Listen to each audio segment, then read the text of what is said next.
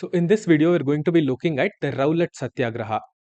The Satyagrahas at Champaran, Kheda and Ahmedabad had helped Gandhi gain an understanding of the masses in the second decade of the 20th century. Remember that Gandhi had come from South Africa in the second decade of the 20th century, that is in between 1910 and 1920. Now he was ready to come to the fore. He was sitting and observing how the Indian masses would behave and how the Indian leaders were, what was the organizational capabilities of the Congress and other small leagues. Now Gandhi was ready to come to the fore. When the Rowlatt Act of 1919 was passed, which curtailed even the basic civil freedoms, Gandhi acted immediately. He saw an opportunity and he called for a nationwide protest. On the report of a sedition committee headed by the British judge Sidney Rowlatt, two bills were introduced in the central legislature in February of 1919. So we had two bills that were introduced in the central legislature. These bills came to be known as black bills. They gave enormous powers to the police to search a place, arrest any person they disapproved of without a warrant. So we know that rule of law means their law has to be followed in letter, right? For example, nobody can be arrested without a warrant or without any reason. But the Rowlatt Act gave these powers to the police. It gives enormous powers. So any person could be arrested that the police disapproved of without a warrant. Any person could be searched without a warrant. A well-known description of the bills at that time was no Dalil, no Vakil, no appeal. That is, no police, no lawyer, no appeal. The Anarchical and Revolutionary Crimes Act of 1919, popularly known as the Rowlatt Act, was then passed by the Imperial Legislative Council in Delhi on March 18, 1919. This indefinitely extended the emergency measures of preventive indefinite detention, incarceration without trial, and judicial review enacted in the Defence of India Act of 1915 during the First World War. So during the First World War, it was very important for the British to maintain law and order in its biggest colony, which was India. So they had all these measures where you had preventive detention without any reason, incarceration without trial. That means you could be put in a jail without trial, which goes against rule of law again. You had judicial review enacted in the Defence of India Act of 1915. All of these were being brought back again with the Rowlatt Act. This act effectively authorized the government to imprison any person suspected of terrorism living in the British Raj for up to 2 years without a trial, and gave the imperial authorities power to deal with all revolutionary activities.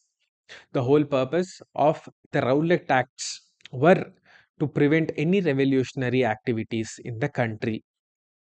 The bills were rushed through the council in spite of opposition from the elected Indian members. The Rowlatt Act was a slap on the face of all Indians who trusted the British government.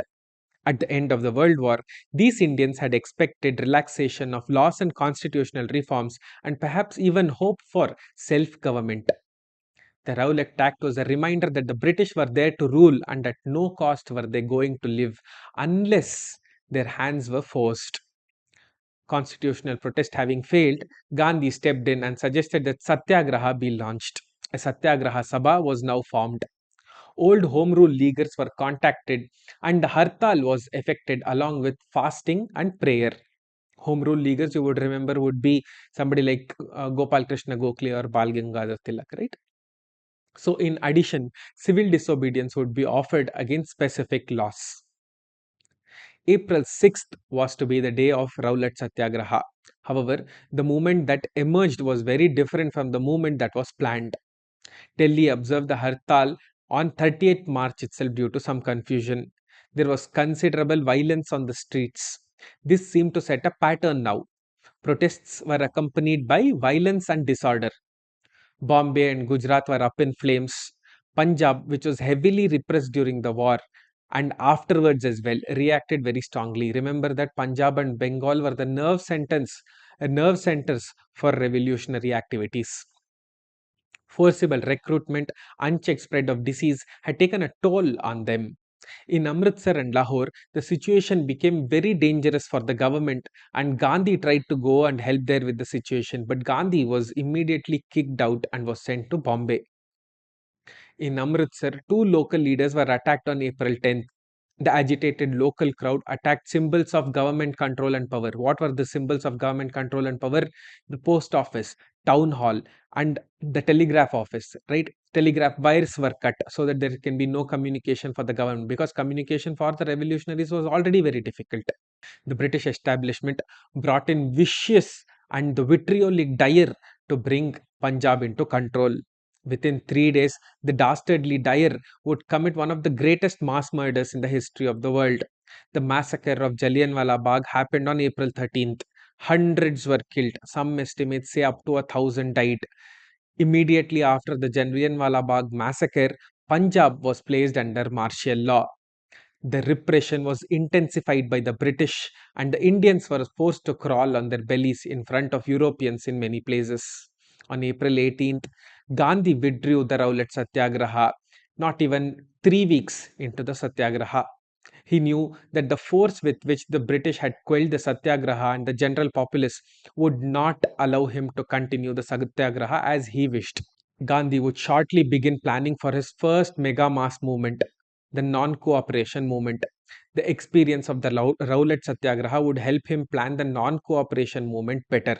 This is about the Rowlatt Satyagraha. We'll look at the Jallianwala Bagh massacre in the videos to come. Thank you.